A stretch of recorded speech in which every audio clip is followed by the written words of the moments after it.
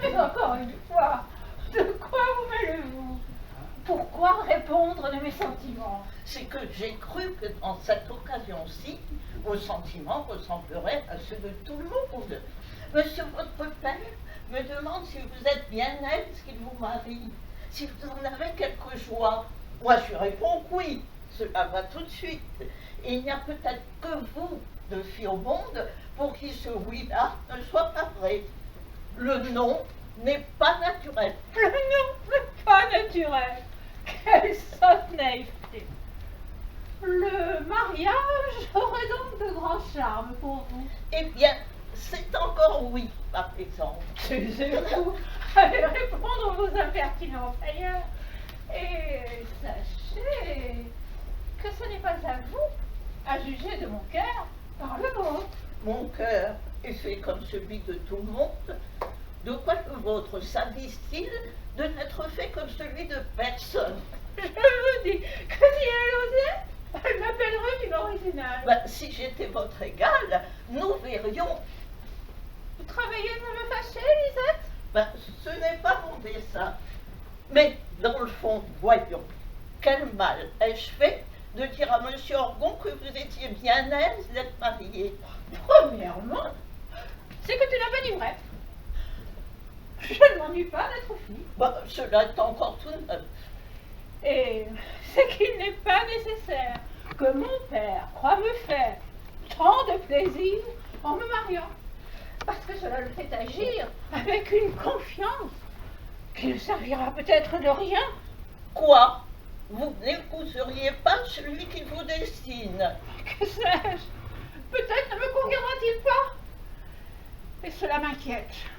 On dit que votre futur est un des plus honnêtes hommes du monde.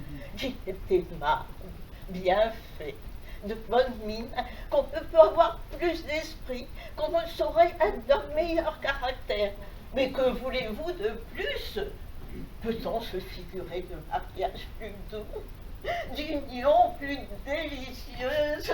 Délicieuse, que tu es folle avec tes expressions. Ma foi, madame, c'est qu'il est heureux qu'un amant de cette espèce-là veuille se marier dans les formes.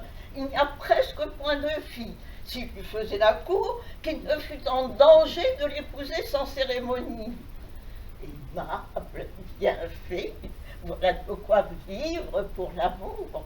Sociable et spirituel, voilà pour l'entretien de la société. Pardi, tout en sera bon dans cet homme-là, l'utile et l'agréable. Tout s'y trouve. Oui, dans le portrait que tu en fais. Et on dit qu'il y ressemble.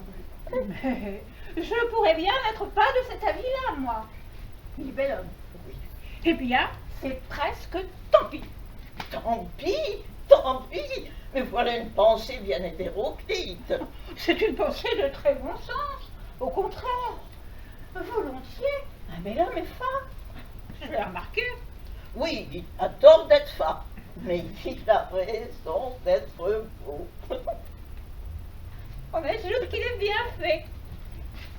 Passe. Oui, bah, cela est pardonnable. Hein. De bonté et de bonne mine, je l'en dispense.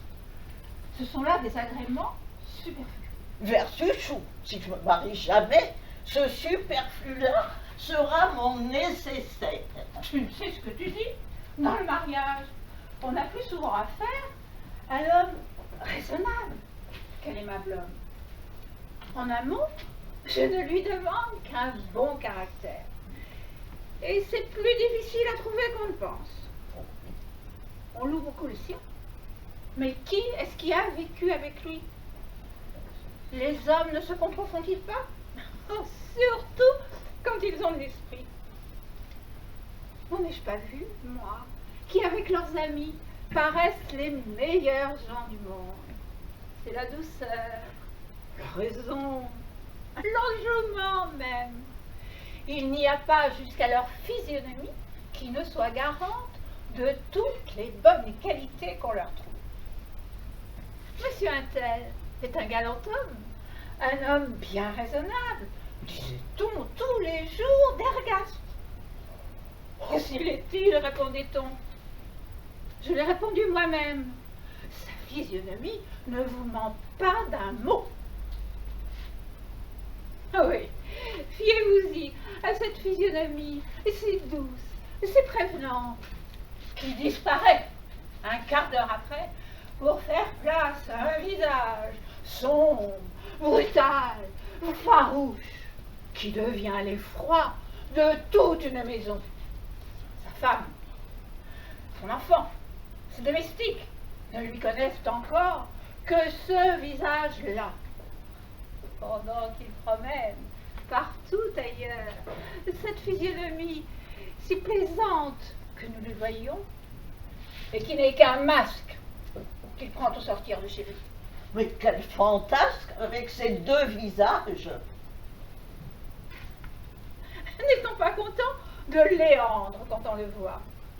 Eh bien, chez lui, c'est un homme qui ne dit mot, qui ne rit ni qui ne gronde. C'est une âme glacée, solitaire, inaccessible. Sa femme ne la connaît point. Elle n'a point de commerce avec elle. Elle n'est mariée qu'avec une figure qui sort d'un cabinet, qui vient à table et fait expirer de froid, de langueur et d'ennui tout ce qui l'environne. N'est-ce pas là un mari bien amusant? Je gêne au récit que vous m'en faites. Hein. Mais Terre Cendre, par exemple. Ah oui, Terre Cendre. Il venait l'autre jour de s'emporter contre sa femme. J'arrive, on m'annonce. Oh, je vois un homme qui vient à moi, les bras ouverts, d'un air dégagé, serein. Vous auriez dit qu'il sortait de la conversation la plus badine. Sa bouche et ses yeux riaient encore. Le fourbe! Voilà ce que c'est que les hommes. Qui est-ce qui croit que sa femme est à plaindre avec lui? Je l'ai trouvé tout abattu, le teint plombé, avec des yeux qui venaient de pleurer. Je l'ai trouvé comme je serais peut-être. Voilà mon portrait à venir. Je risque du moins de n'être une copie. Elle me fit pitié, Lisette. Si j'allais te faire pitié aussi. Cela est terrible. Connais-tu? Songe ce que c'est qu'un mari. Un mari? Mais c'est un mari, mais vous n'auriez pas dû finir par ce mot-là. Il me raccommode avec tout le reste.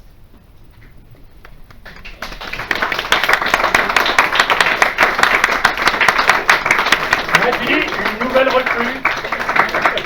Alors Maddy nous arrive, elle est capable de vous éditer des tirades entières de Molière, de Racine, etc. Elle nous a complètement époustouflés. Et là par contre, on l'a forcé à prendre un texte qu'elle n'avait pas fait par cœur avant.